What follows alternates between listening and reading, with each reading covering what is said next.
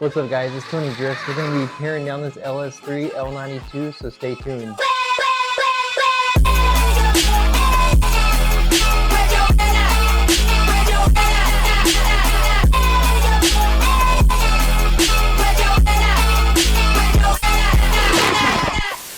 First things first, you're going to want to get the LS1, LS3, LS2 harmonic balancer puller.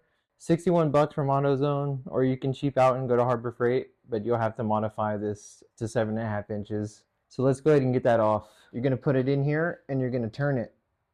That way it locks it in. You're going to grab your impact and you're just going to hammer down.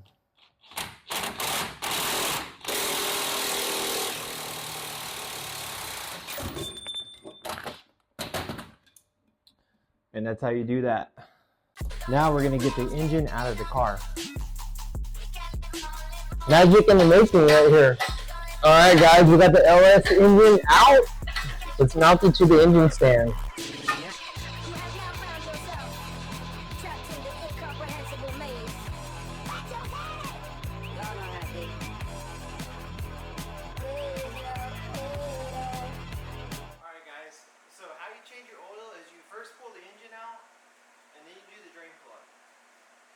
Obviously that's a joke.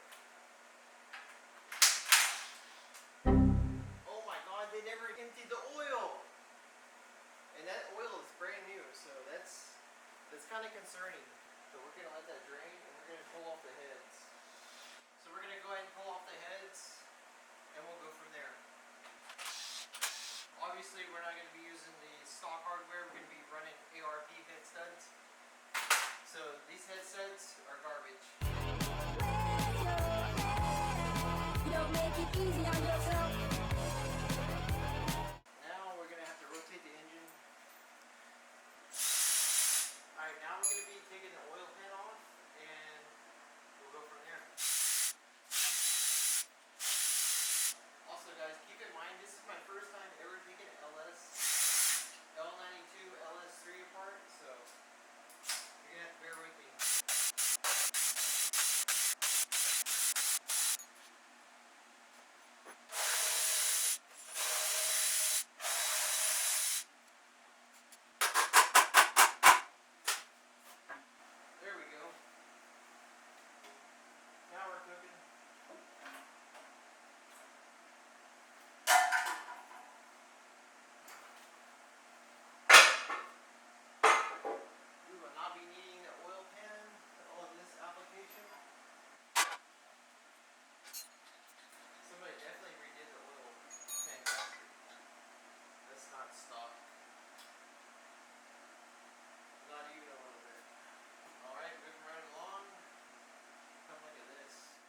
Let's see what's in the pickup tube. Looks like we got some gasket sealer. Some more gasket sealer, guys. I don't know what that's about, but maybe that's why this engine was sold so cheap. I got this engine for $1,000 bucks, so an L92 for $1,000. I mean, honestly, can't complain. I doubt that was causing any issue, but there was definitely some stuff in the pickup tube. Alright, now we're going to be taking off the windage tray and the pickup tube.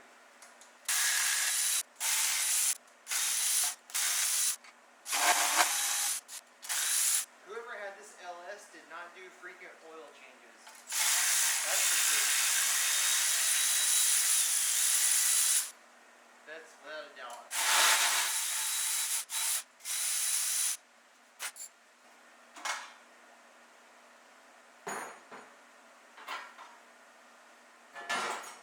So we're going to be doing the crank and then we're going to be releasing the rods.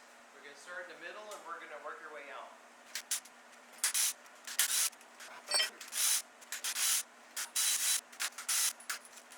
Alright, so when you take your main caps out, you're going to want to mark an arrow towards the front of the engine. That way you know which number these are. You're going to want to number the cylinders as well. It's just going to help you keep everything simplified and in order, because these caps need to go back exactly the same direction they came off of.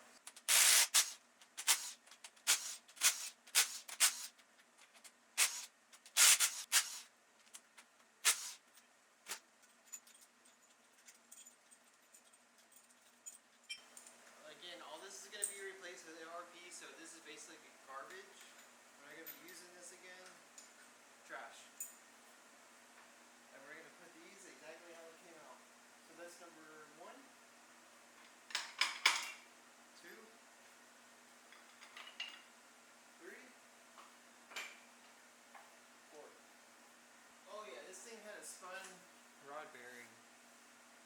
This thing was definitely knocking, guys. You see the rod bearing materials completely got that groove in it.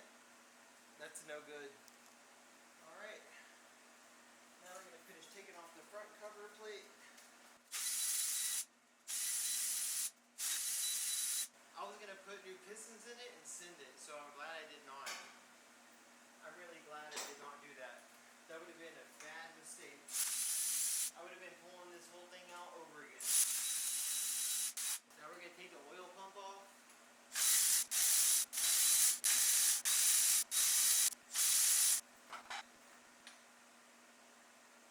Oil pump still looks to be in good condition.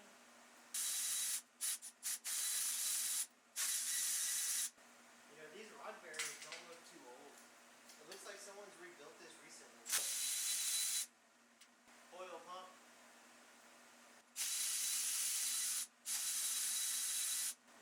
Alright guys, so we got some failure here. This was in the timing chain. I don't know what that is, but that should not be there. That was in the timing chain. So, it is a good thing we tore this engine down. Alright, timing chain coming off. So it looks like the reason this engine was so cheap is because the timing stuff broke. So, something in the timing broke on this engine. So that's good news, honestly. I mean, everything else looks fine. The timing guide broke. So I think we're just going to get lucky with replacing the pistons with high compression. We're not going to do a 383 stroker like I wanted. So that's actually good news. And we got some more damage in here. So I don't know what that's from, but it is magnetic. Probably something in the timing chain, timing guide, I don't know. But now we are almost ready to pull the crank after we get all the pistons off.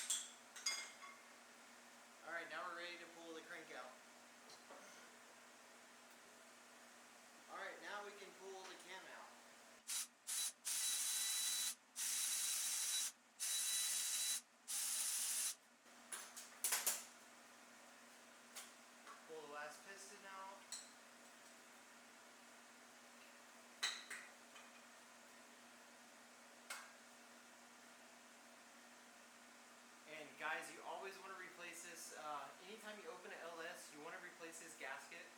This is all your oil pressure right here. So if this gasket's not good, you're not gonna have oil pressure. All right, guys, this block is now ready for the machine shop.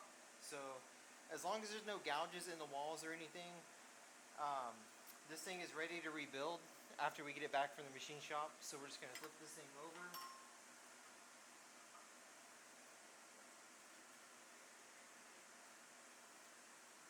Put this pin back in.